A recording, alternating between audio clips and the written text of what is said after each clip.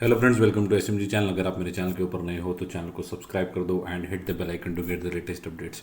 सो आज का जो वीडियो है थोड़ा सा एजुकेशनल या आप इंफॉर्मेशनल बोल सकते हो। सो अभी के लिए देखें तो काफ़ी लोग जो है वो परेशान देखने को मिल रहे हैं, क्योंकि स्टॉक मार्केट के अंदर ना तो पैसे बन रहे हैं, उल्टा जो है वो कहीं कहीं स्टॉक के अंदर 25 to 30% के आसपास का लॉस दिख रहा है। वहीं अगर मिड कैप में देखें तो 30 to 60% अगर देखें तो मिड कैप और स्मॉल कैप के बीच में जो है वो अभी के लिए लॉस देखने को मिल रहा है, और मार्केट जो है वो अनसर्टेन देखने को मिल रहा है।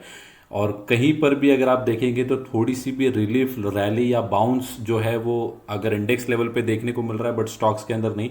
बट अगर पिछले कुछ 5 दिनों से बात करें या पिछले कुछ सेशंस की, ये वीक की अगर आप देखोगे तो मैंने एक वीडियो बनाया था जहां पे मैंने सब कुछ कवर किया था कि ये वीक जो है वो मार्केट के लिए कैसा रहेगा। और एज पर जो वीडियो के अंदर 17,400 के आसपास का लेवल बताया था, 17,600 के आसपास का, वही लेवल के आसपास जो है मार्केट अभी के लिए ट्रेड करते हुए देखने को मिल रहा है। सो अगर आपने ये वीडियो नहीं चेकआउट किया होगा तो ये भी आप चेकआउट कर सकते हो। आज के इस वीडियो में हम लोग देखेंगे कि क्या ऐसे प्रॉब्लम्स हैं जिस वजह से मार्केट एक तो नहीं चल रहा, उसके बाद ये भी देखेंगे क्या क्या पहले ऐसा हुआ है कि मार्केट जो है इतने टाइम से नहीं चल रहा है। सो ये इसको भी हम लोग चेकआउट करेंगे। दूसरी बात ये आपको खुद सेल्फ रियलाइज करना होगा कि आप मार्केट के अंदर क्यों आए थे और किस लिए आए थे। अगर आपका मोटिव जो है वो सिर्फ अंधाधुन जो बुल रैली आई थी आफ्टर कोविड उसको देख के अगर आप आए थे और आपको लगा था कि मार्केट के अंदर इतना सिंपल होता है पैसे बनाना, तो मुझे ऐसा लगता है कि इतना सिंपल नहीं होता। क्योंकि अगर इतना सिंपल होता तो लोगों के पास जो है वो पहले से भी बहुत पैसे हैं, वो स्टॉक मार्केट के अंदर और पैसे डाल के जल्दी जल्दी अमीर हो जाते, बट ऐसा नहीं होता। तो हम लोग कुछ कुछ ऐसे टॉपिक्स को डिस्कस करेंगे। उसके बाद जो है एनएससी ने एक रिपोर्ट भी पेश की जहां पे बहुत सारे लोग जो है वो स्टॉक मार्केट को छोड़ चुके हैं पिछले कुछ टाइम के अंदर। सो ऐसा क्या रीजन है जिसको स्टॉक मार्केट को छोड़ रहे हैं, और मेरी क्या राय है। मैं लगभग 7 साल से जो है वो मार्केट के अंदर एक्टिवली काम कर रहा हूँ, पास्ट 7 ईयर्स फ्रॉम 2015 के आसपास से। सो यहाँ पे मैं अपनी जर्नी के बारे में भी थोड़ा बहुत बताऊंगा और मेरा क्या मानना है और मैंने कैसे रिटर्न्स बनाए हैं या इन फ्यूचर मेरी क्या स्ट्रैटेजी रहेगी। सो ये सब पॉइंट्स को जो है इस वीडियो के अंदर डिस्कस करूंगा। बस आप स्टार्ट टू एंड तक अगर देखोगे तो बहुत कुछ जानने और सीखने को मिलेगा। उसके साथ ही जो आपको लॉन्ग टर्म तक कैसे सस्टेन करना है और कैसे कन्विक्शन बिल्ड करना है और एक ऐसा कॉन्फिडेंस कैसे डेवलप हुआ कि मार्केट के अंदर पैसे बन सकते हैं, ये जो है इस वीडियो के अंदर मैं डिस्कस करूंगा। सो लास्ट ट्रेडिंग सेशन की अगर बात करें तो निफ्टी के अंदर जो है वो लगभग 45 पॉइंट्स के आसपास की गिरावट देखने को मिल रही है। सो पिछले 5 सेशंस की अगर मैं बात करूं तो जो 18,000 जिस दिन मैंने वीडियो बनाया था उसके बाद से अगर देखेंगे, मैंने पूरा वीक का जो है वो प्रेडिक्शन करके बताया था उस वीडियो के अंदर जो मैंने स्टार्ट में रिकमेंड किया है।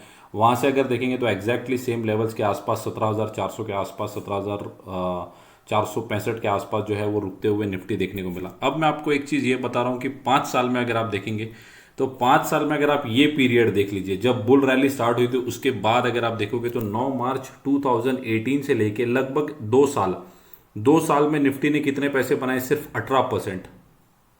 सो अगर आप एफडी में भी अगर इन्वेस्ट करते तब तो शायद 5 या 6% अगर पकड़े तो 12% जो रिटर्न है वो तो एफडी ने भी बनाए थे विदाउट रिस्क। अगर आप निफ्टी की बात करें तो 2 साल में सिर्फ 18% के आसपास ही पैसे बने हैं।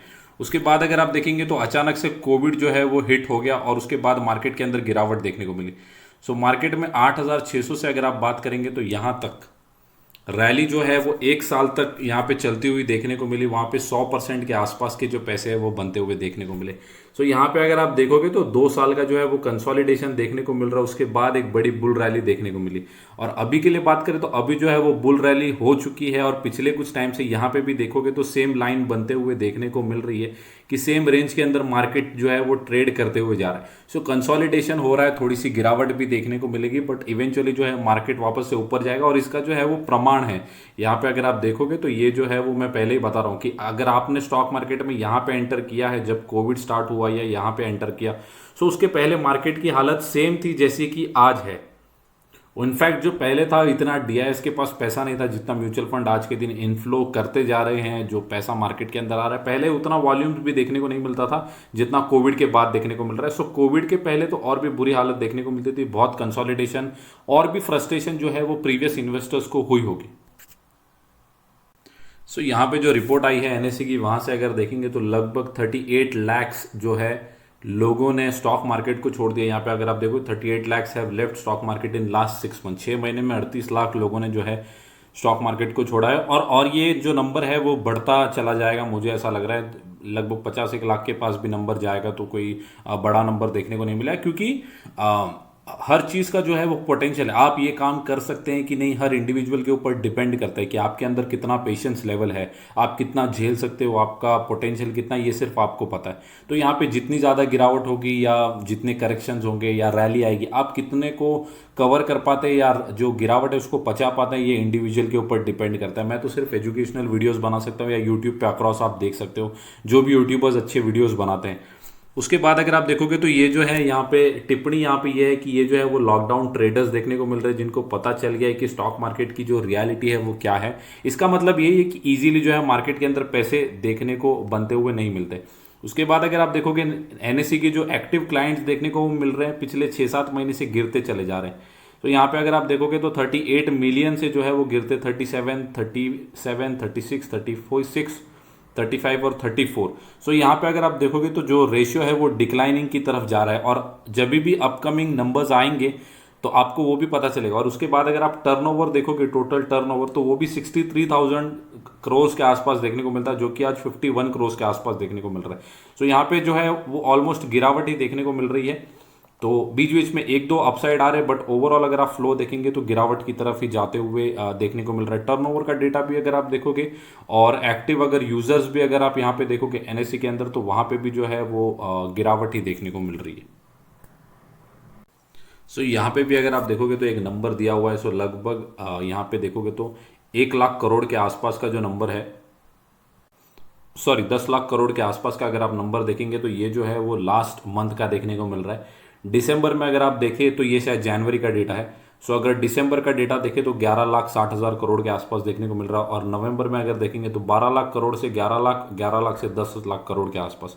सो टर्नओवर का डेटा मतलब जितने भी नंबर ऑफ शेयर्स कैलकुलेटेड। और वहीं पे अगर आप यहाँ पे देखोगे तो डेली कितना हो रहा है, डेली अगर आप देखेंगे तो लास्ट एक दिन का अगर देखेंगे तो 48,000 के आसपास देखने को मिल रहा है इन जनवरी। उसके बाद दिसंबर में अगर देखेंगे तो 52 था, और उसके पहले अगर देखेंगे तो 57। सो मंथ ऑन मंथ भी अगर आप देखेंगे तो गिरावट ही देखने को मिल रही है। उसके बाद अगर डीमैट अकाउंट्स के अंदर आप बात करोगे, सो डी देखने को मिल रहे हैं, तो अगर आप सितंबर में देखेंगे तो 1,18,000 करोड़ के आसपास का नंबर देखने को मिल रहा था। वहीं अगर सितंबर में, सॉरी इस जनवरी के मंथ में देखेंगे तो सितंबर टू जनवरी में अगर देखेंगे तो 68,000 करोड़ के आसपास का ही टर्नओवर डेटा। तो यहाँ पे जो है वो मैसिव गिरावट देखने को मिल रही है, लगभग 40 to 45% के आसपास की गिरावट जो है वो बीएससी के अंदर भी देखने को मिल रही है। सो एनएससी और बीएससी दोनों के अंदर जो है वो टर्नओवर डेटा थोड़ा सा डाउन होते हुए देखने को मिल रहा है, और नंबर्स ऑफ एक्टिव यूजर्स भी जो है वो मार्केट के अंदर गिरते हुए देखने को मिल रहे हैं। सो अभी के लिए नंबर्स हमने डिस्कस कर दिए, तो रीज़न पहले जान लेते हैं कि पहला जो रीज़न है वो तो Q3 के नंबर्स जो है वो इतने अच्छे नहीं आ रहे। बहुत कंपनीज के जो है मार्जिन प्रेशर की वजह से ठीक ठाक नंबर्स आते हुए देखने को मिल रहे हैं। जैसे पहले कुछ क्वार्टर्स के अंदर हमने देखा था जहाँ पे अच्छी खासी रैली भी आते हुए देखने को मिल रही थी, बट ऐसे जो नंबर्स है वो अभी के लिए नहीं आ रहे। मार्जिन प्रेशर की वजह से कुछ कुछ स्टॉक्स ने जो है प्रीवियस क्वार्टर्स से जो अच्छा किया है, बट जो उनका हिस्ट्री है अच्छे नंबर्स पेश करने का, वहाँ पे जो है Q3 के नंबर्स इतने कन्विक्शन से नहीं आ रही, और ज़्यादातर जो पैसे हैं लोगों के स्मॉल कैप मिड कैप के अंदर हैं, और कुछ कुछ स्टॉक्स के जो है नंबर्स अच्छे हैं, बट मार्केट के अंदर इतना कुछ हाई वॉल्यूम या इतने आप भी अट्रैक्टिव देखने को नहीं मिल रहा, जिस वजह से उनके भी पैसे बनते हुए नहीं देखने को मिल रहे, जिनके Q3 के नंबर्स अच्छे भी हैं।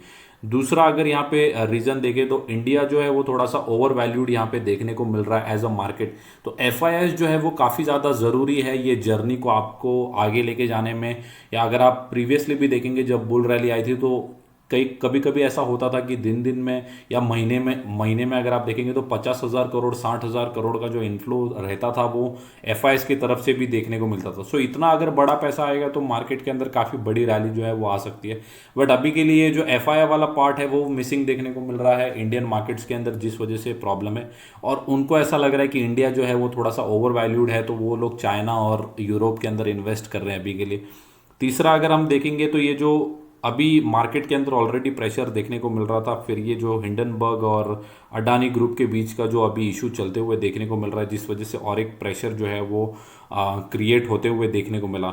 उसके बाद अगर देखेंगे तो ग्लोबल इकोनॉमी जो है वो भी स्लो डाउन की तरफ जाते हुए देखने को मिल रही है, जिस वजह से जो बिजनेस है उनके ऊपर जो है काफ़ी ज़्यादा इफेक्ट होते हुए देखने को मिल सकता है। रिसेशन की बात हो तो बहुत टाइम से रही है, इन द मिड ऑफ 22 से स्टार्ट हुई हो चुकी थी, बट अभी तक जो है उसका कुछ प्रॉपर ठिकाना नहीं है।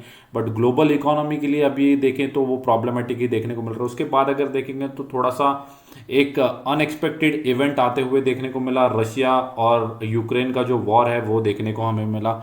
तो वो भी काफ़ी 1 साल के ऊपर हो चुका है, वो भी चलते हुए देखने को मिला। कोविड के बाद हमने जस्ट रिकवर करना बिजनेस ने स्टार्ट किया था। अभी तक ऐसे बिजनेस भी हैं जिन्होंने 100% कैपेसिटी के ऊपर रन करना स्टार्ट नहीं किया आफ्टर कोविड ऑल्सो।